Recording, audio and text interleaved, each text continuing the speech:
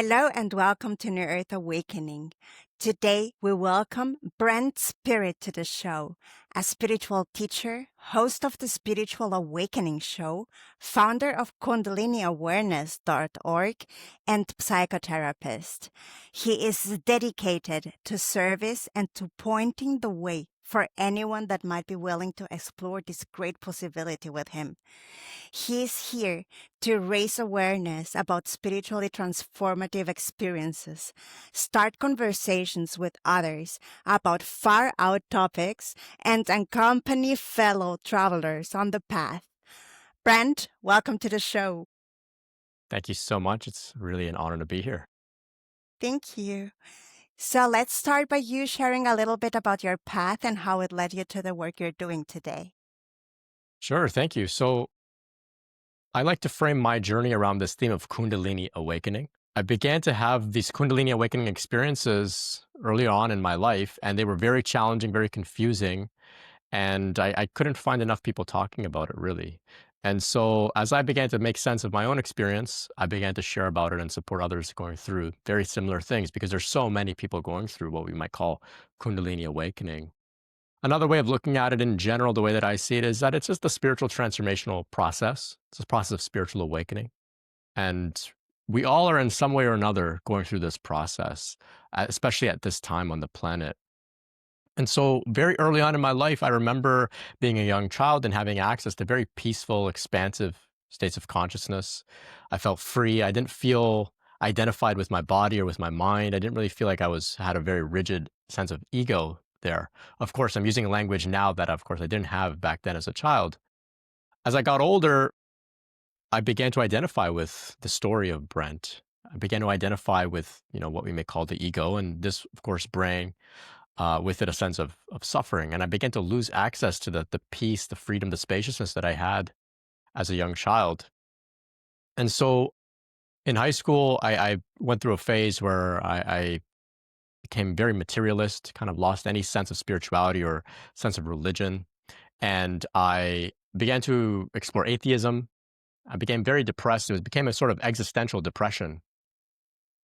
I found eventually meditation. And meditation didn't really have a spiritual connotation to me at the time. I just heard that this could help relieve anxiety and depression. I was really suffering a lot with this. And so I thought, okay, why don't I sit down and try this thing called meditation? And so I sat down, turned inwards, and suddenly my spine began to move on its own. My head began to move, my neck began to move, felt as if I was possessed. I couldn't stop these movements until I opened my eyes and came out of this meditation. And so I said, whoa, that was really intense. I don't know what that was. Anyway, I'm just not going to do that anymore. And I just went on with my life as a teenager. But that, looking back, was the first signs of what we may call Kundalini awakening. The spiritual energy, the spiritual force of Kundalini began to become triggered and activated in my spine, began to move. And these were the spontaneous movements that were arising. I didn't really make much note of it. I didn't think about it. I didn't really even remember it until years later that this even happened to me.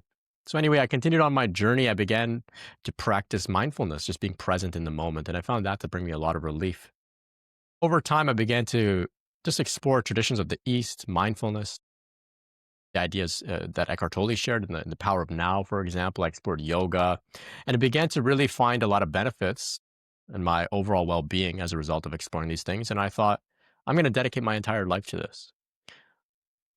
And so I thought, not only will I try and just feel better, improve my well-being, improve my mental health, but why don't I try and find out what's really going on here? What is the nature of reality? What is enlightenment? What is self-realization that, these great traditions speak of? And so I dedicated my life to this process. Around this time, of course, there was also some exploration of psychedelics, which also began to activate further energetic shifts in my system. Lots of different initiations and different things that I was engaging in, exploring, reading a lot. I explored things like the float tank, the sensory deprivation tank, for example. Eventually, I went on a 10-day Vipassana meditation course, and I learned how to meditate for the first time, actually sitting without, feeling like I was possessed. And so that was a big leap in my journey as well. over the next little while, having now a serious meditation practice, I began to experience more significant energetic phenomena in my system. There was one really significant one in 2012. I was a little concerned that the world was going to end. There were some of these, rumors and prophecies and things about the world going to end. And I thought, I don't know what this means, but I need to advance as much as I can on my spiritual path if I'm going to make it past whatever sort of rapture or ascension is coming. It was a very sort of frantic feeling that I had, but I thought, I don't know what's going to happen, but all I know is that if I dedicate myself to my path, that's the best shot I got to survive whatever this is. And so I went really all in to my path, really engaging in like extreme mindfulness, extreme meditation practices, really dedicated with a very sort of masculine approach of just trying to like plow through and acquire the truth or something like this. Well, December 12th or 11th, 2012, about a week before the world is about to end, apparently, I have a significant energetic opening in my head. It feels as if my mind has just expanded to the ends of the universe. And I look inside my mind as this awareness presence, and I can't seem to find the idea of Brent, of me, or I. There are just thoughts arising one at a time in the mind. And suddenly I said, oh my gosh, I don't exist. There was just this, what the Buddhists may refer to as emptiness, just thoughts arising and passing away in a field. And I thought, this is spiritual, this is interesting, but this is very uncomfortable because I was completely out of my body, very ungrounded and spaced out. It was as if an entire energetic explosion took place in my head. And so this was, looking back, I can label it now as a spiritual emergency or a spiritual crisis. I felt completely ungrounded, lost, confused. I had no teacher that I could turn to and say, hey, this is my experience. What can I do next to continue? I felt completely alone and isolated because I couldn't even put words to this. And if I tried, people would say, I don't know what you're talking about, or that sounds like you're crazy. It sounds like mental illness. And I said, I don't think this is mental illness because this is framed within my spiritual path. And there are themes that are spiritual emerging here. I was reading some of the texts of non-duality and Advaita Vedanta and Zen. And I said, this sounds very similar to what they're speaking about, but I don't feel comfortable and I'm actually quite scared. And so I went to my professor in university, a Buddhist professor, a professor of Buddhism, study of Buddhism. And I said, this is my experience. She said, I can't help you. I don't practice any of this stuff. I just teach about it. I said, okay. I felt, pretty lost. Yoga teachers couldn't help me. I looked wherever I could for some support and I couldn't figure out what was going on with me. Eventually, through synchronicity, I found this term of emptiness sickness or Zen sickness, which is sometimes they describe that monks, when they meditate too much, they can have these ungrounded experiences where they have these big shifts, but it's very uncomfortable. And so around that, I learned how to ground myself, get back in my body with self-care, with eating well, with exercise, with walking in nature. I began to do some yoga. I began to focus a lot on movement. And I began to kind of bring whatever expansive energy in my head kind of opened up. It kind of began to sort of integrate into my body over time. Fast forward a little bit from there, I began to experience a deep love for God in my heart. It was a yearning for God. It was kind of a beautiful sadness. And I didn't know really what this was because it's not really talked about in the traditions that I was exploring, like Advaita Vedanta or non-duality. Even Zen Buddhism doesn't really speak too much about this, this bhakti that the yogis would call bhakti. And so, but this is what was coming up in my heart. And I thought, I'll just be with this. I'll just be with these feelings here in my heart. Began to put my hands in my heart, and I began to follow the teachings of Matt Kahn. He's an incredible spiritual teacher, teaches a lot about self-love. And so I put my hands in my heart, and I would just say over and over again, I love you, just giving myself the love that I really felt I needed. And all sorts of different energetic phenomena began to rise. My spine began to move on its own again. And this time I wasn't scared, though. I was just totally relaxed with it for whatever reason. My spine began to do those movements again, and energy began to move within my body. And I began to understand this was Shakti. This was Shakti energy moving through my system. Eventually, I went on a psychedelic journey on some psychedelic mushrooms. I engaged in my I Love You practice. And it was just the most powerful experience of my life as a massive energetic awakening took place, exploded up my spine of this Kundalini rising, Kundalini awakening. It bursted up my spine, came out of the top of my head, and I was in a rapture type state, it was a transcendent experience, an experience of oneness, of infinite love. It was incredible. It was really incredible. Following that, I came back into my body and I could sense that I was one with everything. The next day, however, it all began to just turn into total chaos. I was having all sorts of really intense emotional stuff coming up. I was vomiting. I was crying. I was shaking. I was anxious. I was in my body, out of my body. I was just completely frazzled. I was a total mess. And this was another spiritual emergency that I began to go through. For the next couple of weeks, I didn't know what was happening to me. I had very little understanding of what I had just gone through. I didn't really have much context around this idea of Kundalini awakening. And so eventually I came to learn that this was a Kundalini awakening. And then I began to understand that around this, there's likely to be intense purging and purification of the things that we carry within our psyche, or trauma, karma, conditioning, these types of things. So all of these memories were coming up from childhood, from previous lifetimes. I was just really shaking. All sorts of really difficult things were coming up. And so I sat with all of this and I continued my practice, my I love you practice. I just said, I love you over and over and over again to myself as all of this was coming up. And it happened in phases and chunks. There were some days that it was getting more and more peaceful, more and more blissful. I felt calmer, felt safer. And then I would go back into another intense purging cycle. But eventually I caught on and I said, it looks like I'm being cleared and cleansed here. I'm going to cooperate with this process. And so I cooperated as best as I could. I supported my body through it. I prayed. I just did whatever I really could. Eventually, it's felt like the sun rose again. And I said, you know what? I think this intense purging and purification period is over. I feel clear and I feel stable. And that's when I kind of recognized, I said, okay, I can get back in the world. From there, I felt I had some very interesting experiences where I was called to begin sharing about what I had gone through, to raise awareness about Kundalini awakening, and to support others going through the journey. So ever since then, that's been, generally speaking, what I've been doing. I like to have conversations with people about their experiences, to find out how they got through such an intense thing, and just to raise awareness so that those that are having similar spiritual emergencies like I did can find some breadcrumbs along the way and put the pieces together and get on with the process, rather than feeling as if something has gone wrong, as if they've broken their body or their system or their brain or their spirit, or if they've been cursed, or if they're severely mentally ill. I want people to know that this is a known thing. It's documented. It's been observed around the world throughout history.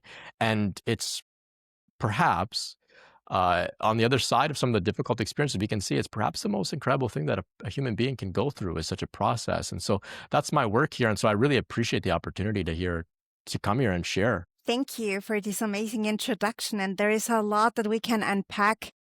And I'd like to start by saying that this energy that you're talking about is called Kundalini in Hinduism. There is the Christ consciousness in Christianity.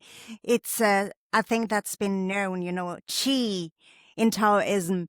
So let's unpack it a little bit more and share how this is a commonality and just a spiritual experience in general through all traditions. Yeah. So if we look at all traditions, there seems to be some idea of a transformation of the system as we go through our spiritual development, as we develop in our faith, for example. It's not just a belief that takes place in the mind. Somebody with a deep spiritual development isn't just somebody who believes very strongly. Their actual system, the human system, goes through a transformation. And we can see this in the stories around the world. And this is what it's most clearly depicted in yoga, where they describe what's going to happen to the system. And generally speaking, the chakras and the Kundalini rises. And there's practices that are very clearly associated around preparing the body for this through, for example, yoga postures and breath work and pranayama, for example. Where other traditions don't speak about this so much, but it's there if you look around. There are people that go through literal transformations in their states of consciousness, in the way they relate with emotions. They feel what we may call divine love or energy moving through their system. And so it's there. When they talk about Christ consciousness, right, there's the idea of, the second coming of Christ. And some may understand this to be the man, Jesus Christ, will come again on earth. Now, I can imagine that if there was a man that came again, people probably would doubt him, right? So what's actually taking place is it's the consciousness of Christ that is re-emerging here on this planet, in you, in myself, in the listeners, and it's happening around the world. It's not another man coming, it's the Christ awakening within us. It's that energy of Kundalini, of Shakti, awakening within us, bringing us into those states that Christ spoke about and lived from, of oneness, of deep love, right? So this is what's happening on the planet here, is that's the new earth, right? This is the New Earth Awakening podcast. This is the new earth. It's the arising of these higher states of consciousness, and it's beautiful, but the process to get there for each individual is unique, and in many cases quite challenging. And so that's why I'm here to just support those that are going through these challenging shifts. Exactly. The way that I see it is like this Christ consciousness is just being reignited. Yeshua might have been one of the first people to bring it down to earth and to really embody it and, yep, kind of stream it out. But it's coming back to all of us. We are the second coming, all of us together, who decide to embody this kind of consciousness. Thank you. So let's talk a little bit about your Kundalini awakening in regards of the past lives that came back to your awareness through this experience. Sure. So before I dive into it a little bit, I'll just give a little bit of disclaimer, if you will. I don't emphasize too much about past lives. I know it can be very fascinating, very interesting, kind of fun to want to explore, and I get that. I'm curious about it as well. But I think there's a reason that we don't remember, right? There's a lot, and a lot of it, is traumatic stuff. So it's not important to go back and remember all of these things. But now and then, we may have some memories come to us. Either they're very significant, what we may call karmic, that have left a big imprint on us, a big wound, for example, that we're meant to clear. And so clearing that by processing those memories can be helpful.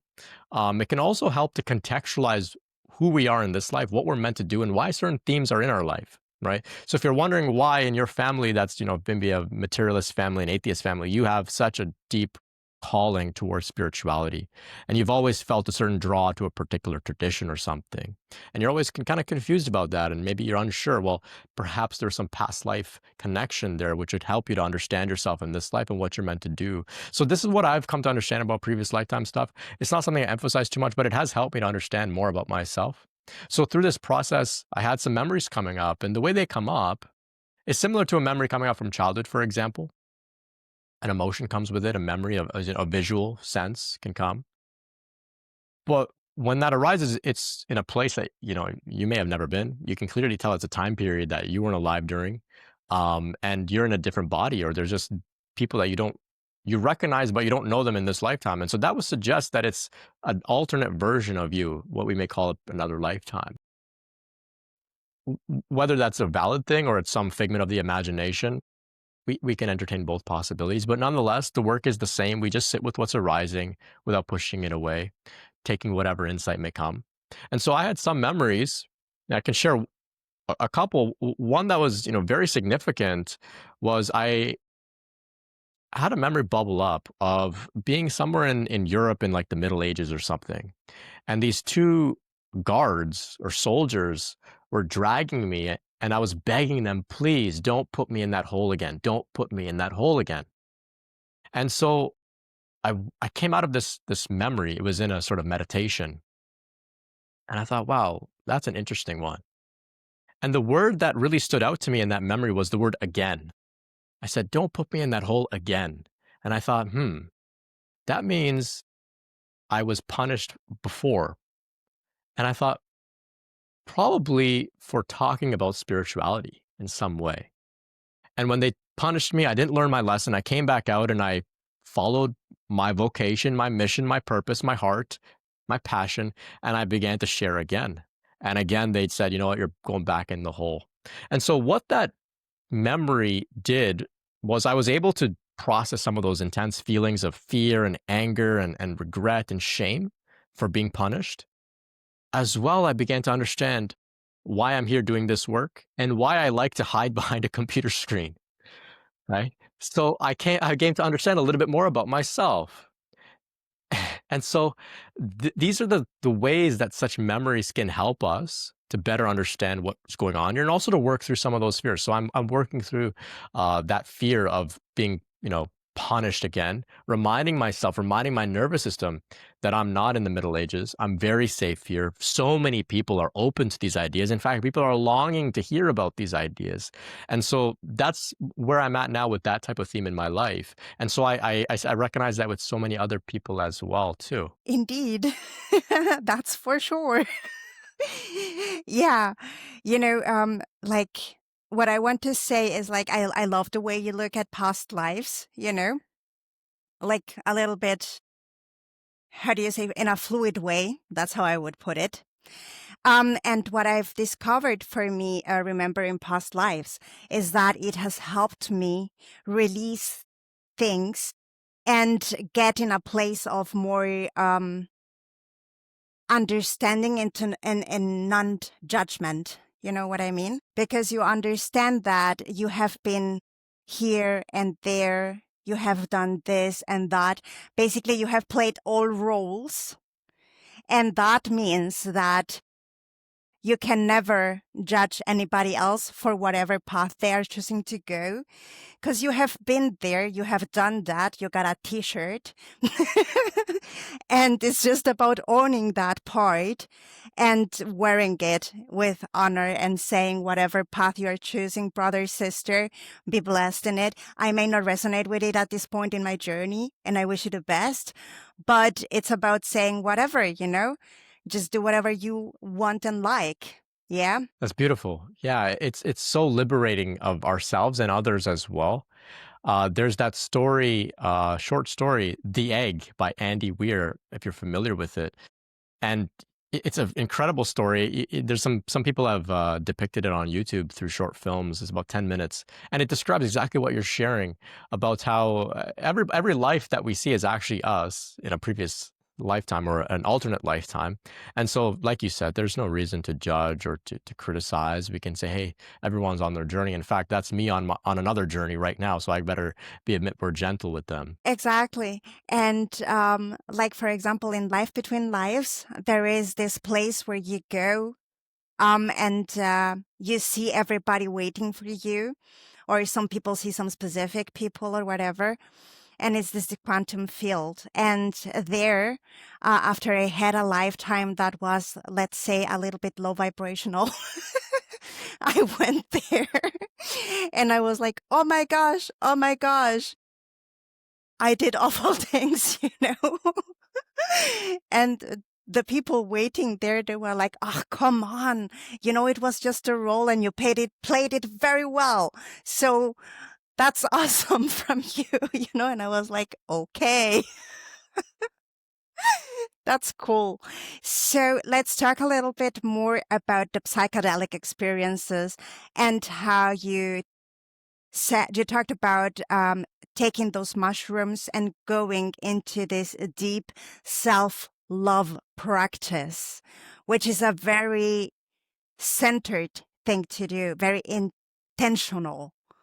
And most required, as I see it, that is the antidote for every low vibration ever, this feeling of unworthiness, so that is very vibrant, this unworthiness is everywhere. It's like an illness that I would call an illness, not a Kundalini awakening experience, So let's talk a little bit about that. What's your take? Yeah, so the self-love practice, as inspired by Matt Kahn's teaching, and he encourages that we, engage in it relentlessly, where we hold ourselves. I would quite literally hold myself, and I continue to do this practice. And we are just saying, I love you over and over and over again to every part of our system that needs it.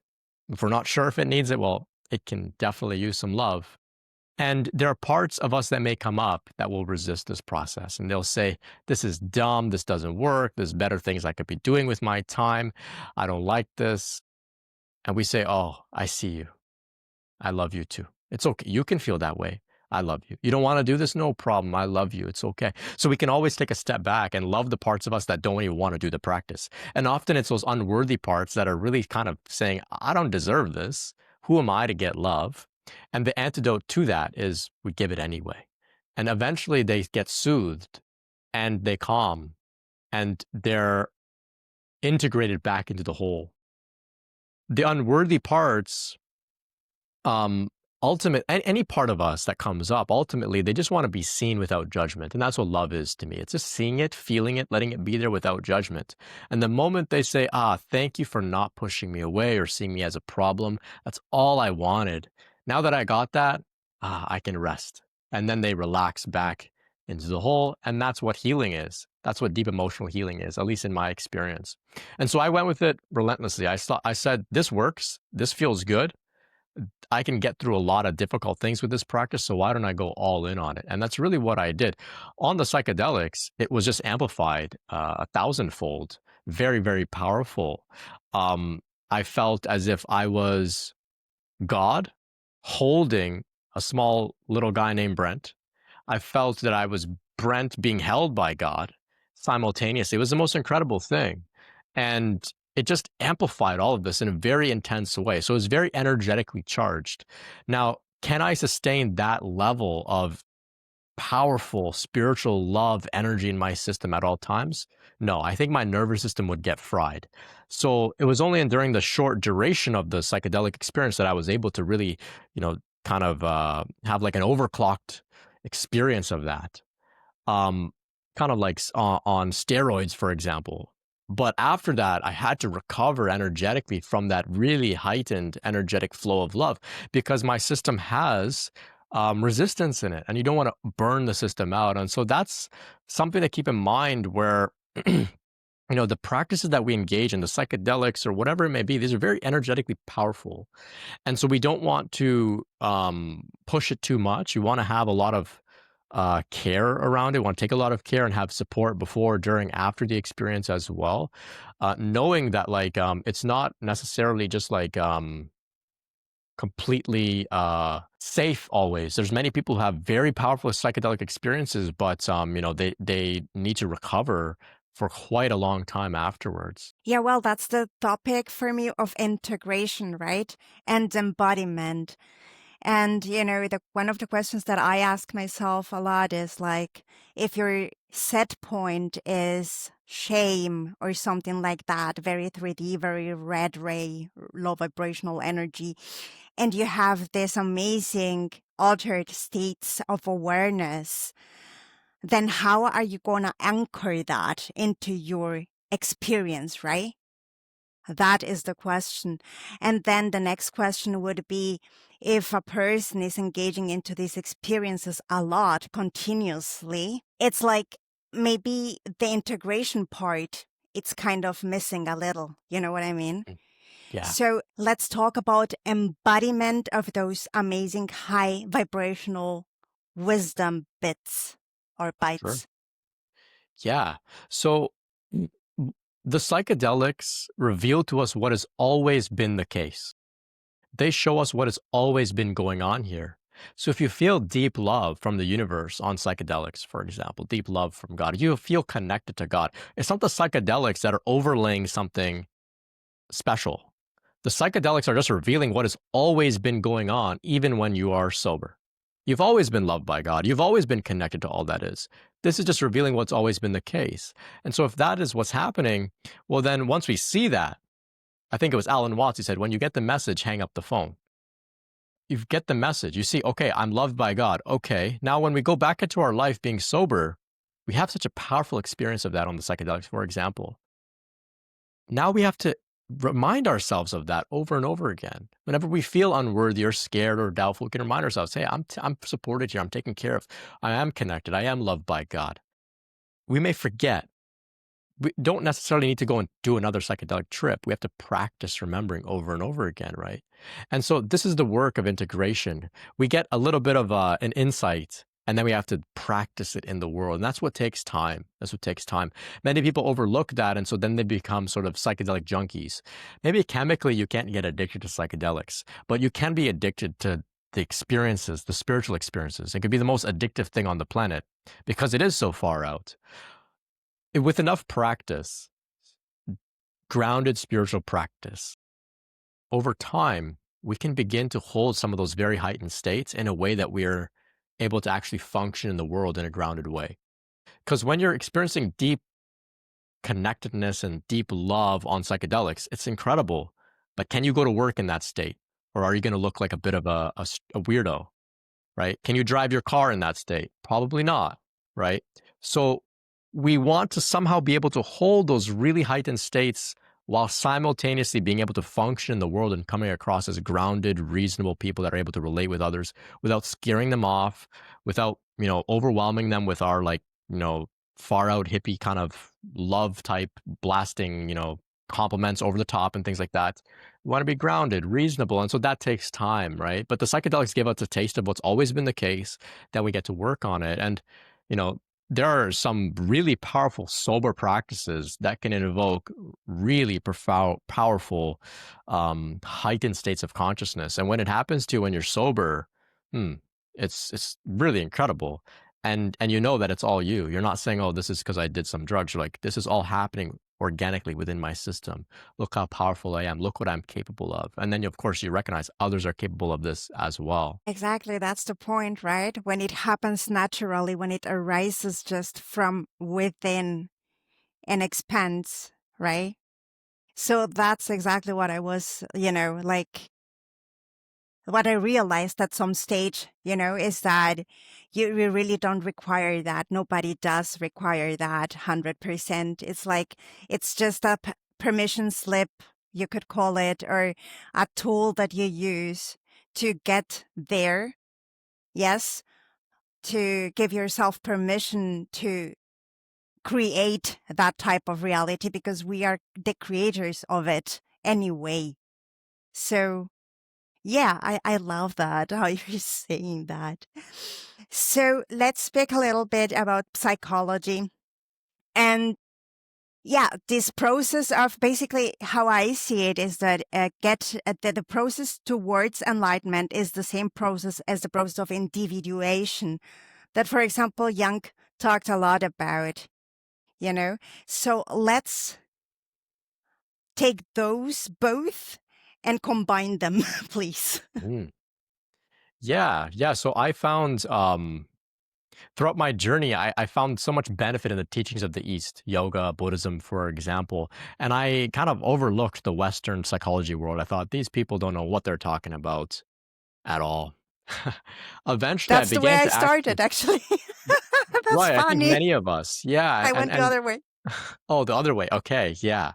I thought I got to go to the oldest traditions here and ignore these, the young, pun intended, I guess, the young psychology field, right? So eventually, though, I began to actually look, and I said, wait a minute, what's going on in the psychology world is very, very aligned with the ideas that have been explored in these, generally speaking, though not all, but generally speaking. And if we look at, say, Carl Jung, for example, of course, he explored yoga, he explored Kundalini even. He gave seminars on the topic of Kundalini.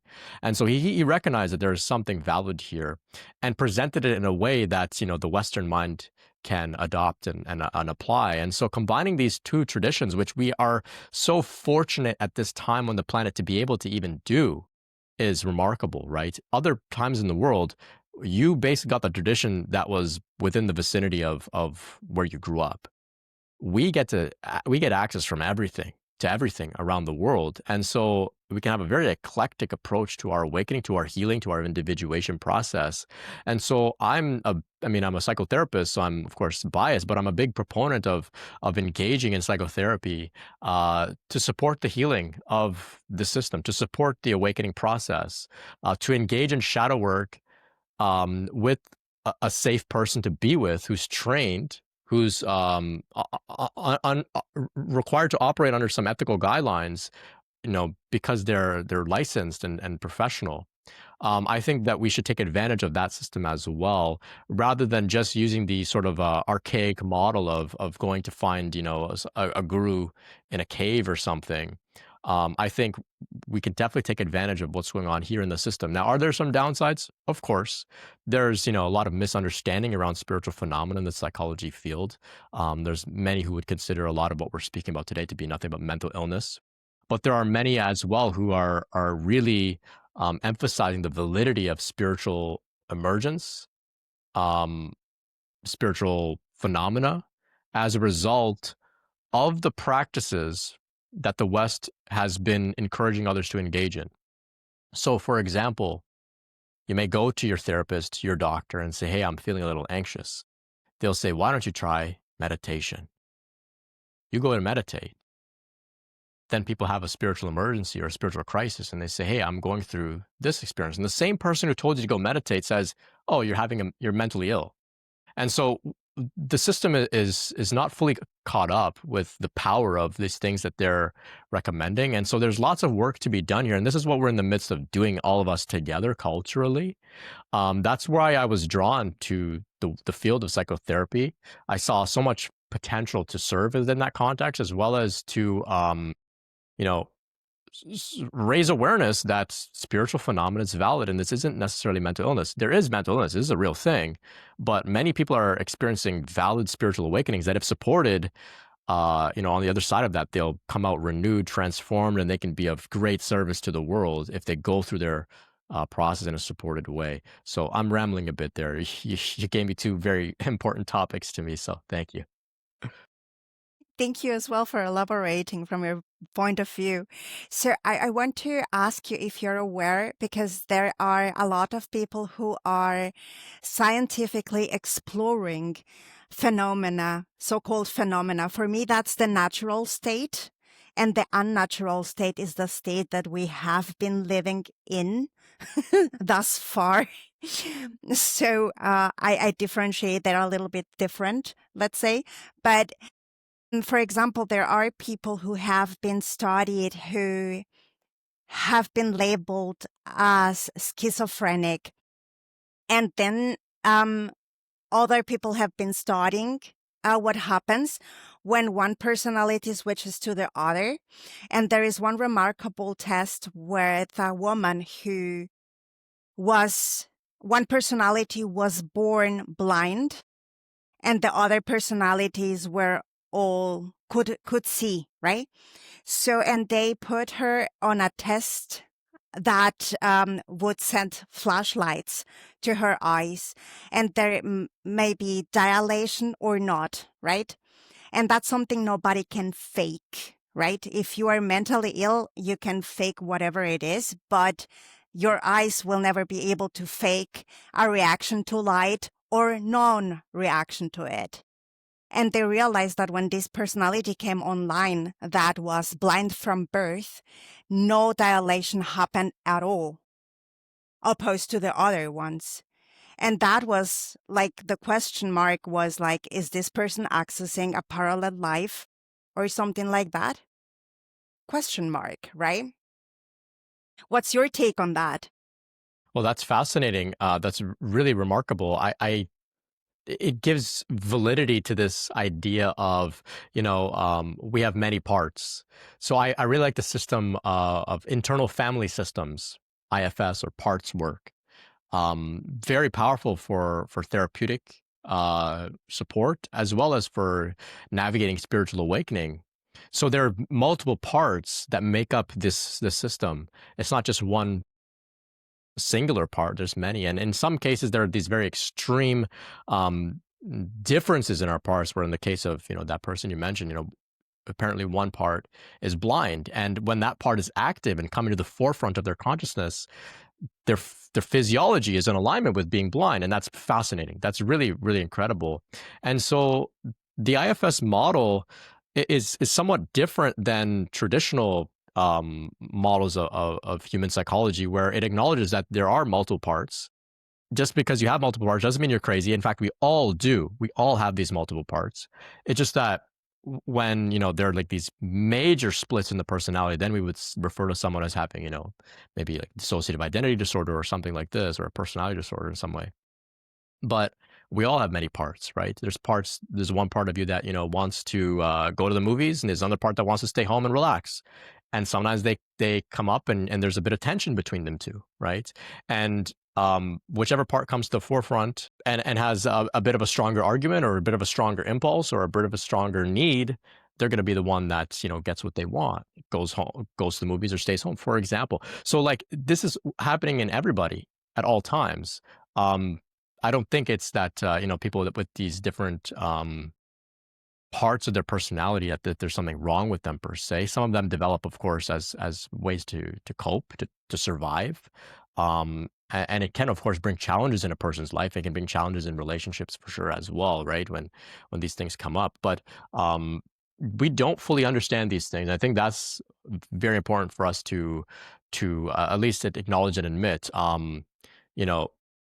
We're still making sense of who we are, how our psychology works, our spirit. We don't fully have all the details yet. And so prematurely claiming that we've figured out who someone is or what they're all about or what's going on with them and that's a done deal, I think that's not fair to that person because we don't have all the answers. Exactly. Like this one-dimensional labeling, and that's it. It's a little bit like question mark, right? So I love that you brought this fragmentalization into play, because there is the fragmentalization that happens when trauma occurs, right? Or when certain events tell us through experiences that we are not good enough if we act in this kind of way, that we may not be lovable if we behave in another kind of way, etc. And that's how these parts come to be. The part that loves to be loud, for example, and jumpy and woo, and the other part that needs to be calm, serious, and completely centered and all of that. So please explain to us what your take on that is and how you bring those together, maybe in the context of shadow work. Yeah. So I, I'm not an expert in this sort of thing for sure. But in my own experience, I recognized that there were parts of me from childhood, for example, or from my earlier years that experienced something difficult and I didn't have the tools, the resources, or any support to resolve it in that moment. And now, fortunately, our system is so sophisticated that we have this great function, which is fragmentation or putting it aside and saying, hopefully, that just keeps it away for the time being until perhaps when we're older or we do begin to have the support, the safety, the resources, the insight to be able to then process it. And that's what I think the spiritual awakening process demands, that we then go back and address those parts that during childhood were fragmented or during a previous lifetime or whatever it was, or during some trauma, even as an adult, were fragmented and we didn't know what to do with it. The spiritual awakening process says, okay, now we're gonna process it. And that's when, interestingly, we find support within ourselves, within our own heart. Our intuition comes online and suddenly we know intuitively what to do, how to respond. Or through synchronicity, we're brought to particular mentors, healers, books, teachers, videos, whatever it may be. The universe seems to conspire and help us to reintegrate those fragmented parts. And that's the healing work. That's the shadow work. Very difficult work, very challenging. Easy for us to just talk about it here very briefly, but in the midst of it, it's very challenging work and all sorts of difficult emotions can come up. And some of those fragmented parts aren't even like completely fragmented. They're kind of blended, and this can make it all very, very challenging and confusing. And so what I like to think is engaging in that self-love practice, patience with oneself, being gentle with oneself, non-judgmental, taking it slow, taking it easy. This can really bring a bit of grace around the whole process and soothe those parts back into wholeness. Because what did they need back then during those traumatic experiences? They needed that love. That's really what they needed. I think it was Gabor Mate who said, trauma isn't the actual painful experience. It's what happens after. Were you held or were you by yourself, left alone? Did you have someone to support you, to validate you, to hold you, to make you feel safe again? Or were you just by yourself? Now, for many of us, we were just left by ourselves or invalidated, or we didn't know how to talk to anybody about it or whatever it was, big or small. It doesn't matter what type of pain it was. So now we have to be with ourselves through those times. And that's how we reintegrate and heal. And so that's generally speaking some of the ideas that I've kind of explored within my own life around these parts and shadow work and whatnot. And I'm still doing this work. It's ongoing work. Yeah, yeah, exactly. It's always ongoing until we part, basically, right? Because there are like layers and layers and layers to come and to be loved as well, right? I love how you said that. So let's talk a little bit about your take on, let's call it ETs, extraterrestrials, extra dimensionals, interdimensional beings. There is a lot to be discovered on that as well. So what is your take on, let's say, for example, as you know that we're all multidimensional, there are parts of you that are also somewhere else, maybe on another planet, maybe in a ship, maybe, who knows, maybe you're also like a fairy or something like that. There are a lot of different entities. So what's your take on that? And how can someone in a grounded way get to understand this further? Yeah. Yeah. So my aim with the work that I do here is to do my very best to come across as a grounded, reasonable, rational voice in the space to support others. So I'll lead with that. My personal take is, of course, if we look out in the universe, there is this incomprehensible amount of everything out there. So naturally, there's got to be some other intelligent forms. The governments have, begun to acknowledge this in some capacity, that that we are being, visited by something that we can't say is of human origin, for example. So, like, I'll just leave with those two kind of grounded points, like very likely, and the governments are talking about it. With that said, if there are ETs out there, if we maybe have parallel lives or higher selves that are from other dimensions and whatnot, very valid, cool. However, we're here in these human bodies to live out lives as human beings. So self-care, primary, taking care of our responsibilities, primary, our family, our mission, our role, our jobs, paying our bills, paying our taxes. These are all very, very important things. We don't want to get too caught up in like, I think I'm an alien, so I'm just going to, abandon what I'm here on this earth to do, right? We're here in these bodies to be human in this experience. And so I want to just emphasize that. So my work is informed by a sort of multidimensional awareness, multidimensional connection, if you will. But I really go into supporting people with things like what we've been talking about: shadow work, healing, inner child work, making sense of their spiritual awakening process. I've throughout my awakening process had very interesting, what I would refer to as encounters with non-physical beings of light. Some of them have identified themselves as Pleiadians, for example. And they've given me some support, some guidance, some information, and an invitation to do this work that I'm doing. And so they support me in doing so. Now, I can be completely reasonable and say this could just be something arising within my own mind. And if that's the case, okay, I've thought about that, and I said, if that's the case, well, I'm going to do my very best not to emphasize that too much, because what these encounters revealed to me was what I'm meant to do here as a human being. They said, Brent, we're going to support you in supporting other people that are going through difficult awakening process. I said, okay. They said, you're not meant to be an ambassador for us. You're not meant to be the alien guy. You're meant to be, here in the world with some awareness that, yeah, it's a thing. It's a thing. To validate other people that are having similar encounters, say, hey, yeah, that's a thing. It's a real thing. You're not going crazy. It's a real thing. This happens to some people sometimes. But once again, emphasizing, what are you here on this earth to do as a human being? Focusing there. In time, we may likely see more and more open discussions, encounters, disclosure, perhaps even within our lifetimes. Hopefully, this is kind of what I foresee. We're coming to that point.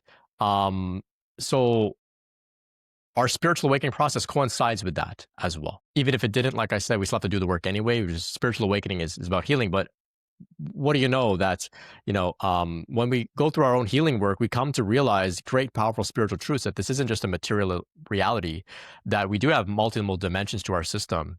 We begin to tap into those things in meditation and in doing our healing work. We begin to find this. We begin to find we're all interconnected. We find that everything is here and now, and so it expands our mind. It dissolves limiting beliefs around what's possible, and this is when I feel that we'll be able to actually make contact with other beings that have already recognized these truths about the nature of reality. So when they arrive here, they're going to say, we teleported, and we'll be able to understand on some level that teleportation is a real thing, because we've already gone through our spiritual awakening process and come to understand that everything is here and now. We've come to understand that this isn't just a materialist universe. So we'll say, I understand teleportation is real. That's very cool. Whereas if you haven't had a spiritual awakening and you think this is just all material, you're going to ask them, how did you do that? Where did you get the gas for your spacecraft? And they'll say, what are you talking about? They'll say, we teleported. And we won't be able to even comprehend what they mean.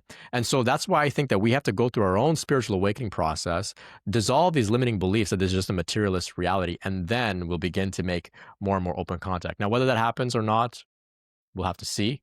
But like I said, and I'm going to keep re-emphasizing it, I really don't want to come across as the alien guy or the ambassador for aliens, because I'm really not. Regardless, we have to take care of ourselves and be grounded here on the earth. Exactly. We came here to have this human experience, but expansion means also expanding into maybe the quantum field, which is everything is possible, which means all of that is possible as well.